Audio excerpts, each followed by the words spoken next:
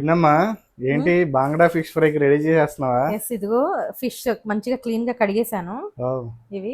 And next మసాలాకి ready చేసుకుంటున్నాను. ఇవి ఉన్నాయి కదా ఎండుమిర్చి, ఇవి కొంచెం వాటర్లో నానబెట్టాను అనమాట. నానబెట్టేసి మిక్సీ జార్లోకి తీసుకున్నాను. అలాగే కొంచెం పెప్పర్, కొంచెం లవంగాలు, జీలకర్ర, ఒక 2 full స్పూన్స్ అల్లం వెల్లుల్లి పేస్ట్, ఎండుమిర్చి చేశాను కదా, ఒక 1.5 స్పూన్ కారం వేసుకుంటున్నాను, ఒక ఫుల్ స్పూన్ గరం మసాలా, అలాగే సరిపడినంత సాల్ట్. ఇలా కొంచెం వాటర్ వేసుకుని మిక్సీ పట్టేసుకోవాలి. ఇలా స్మూత్ పేస్ట్ అయిపోవాలి. ఇందులో కొంచెం లెమన్ పిండి వేస్తున్నాను, ఒక చిన్న సైజ్ లెమన్. ఇది లెమన్ కూడా వేసి ఇలా బాగా కలిపేస్తున్నాను ఈ పేస్ట్ని. ఇంత స్మూత్గా రావాలి. ఇప్పుడు ఒక్కొక్క ఫిష్ తీసుకుని అప్లై చేసేసుకోవడమే.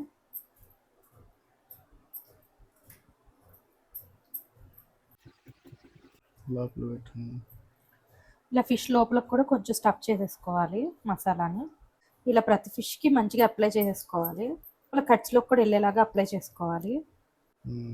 ఇలా ఫుల్గా మసాలా పట్టించేసాను. దీని మీద మూత పెట్టేసి ఒక 1/2 hour అలా ఉంచేద్దాము, మంచిగా ముక్కలకు పడుతుంది మసాలా.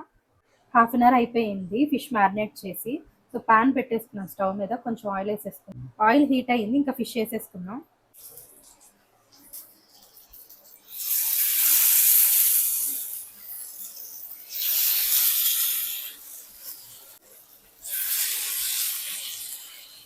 వీటిని ఇలా జాగ్రత్తగా తిప్పేసుకుంటున్నాను ఒక 5 minutesకి.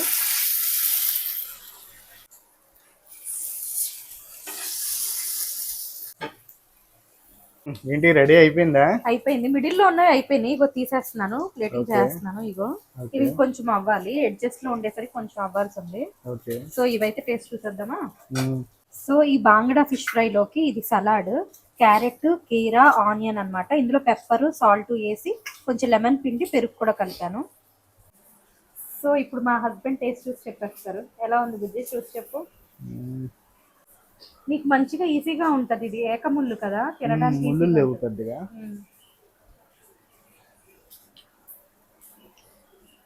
అదిరిపోయింది. గోవాలో తిన్నట్టు కొంచెం అన్న టేస్ట్ వచ్చిందా? సేమ్ అలాగే ఉంది. కొద్దిగా సలాడ్ స్టఫ్ చేశారు కదా, అవును. అది మనం లేదు. వాళ్ళు కొద్దిగా కలర్ అది యాడ్ చేస్తారు కదా, అందుకని అది రెడ్గా అనిపించింది. మనదేమో అలా లేదు, అంతే. నచ్చింది కదా నీకు? అదిరిపోయింది, బాగా కుక్ అయింది కూడా. చాలా టేస్ట్ ఉంది ఈ ఫిష్, మనకి ఇన్నాళ్ళు తెలియలేదు. అవును, జస్ట్ తవా ఫ్రై అయినా సరే మొత్తం ఈవెన్గా కుక్ అయింది. మీరు కూడా ట్రై చేయండి, చాలా యమ్మీగా ఉంటుంది.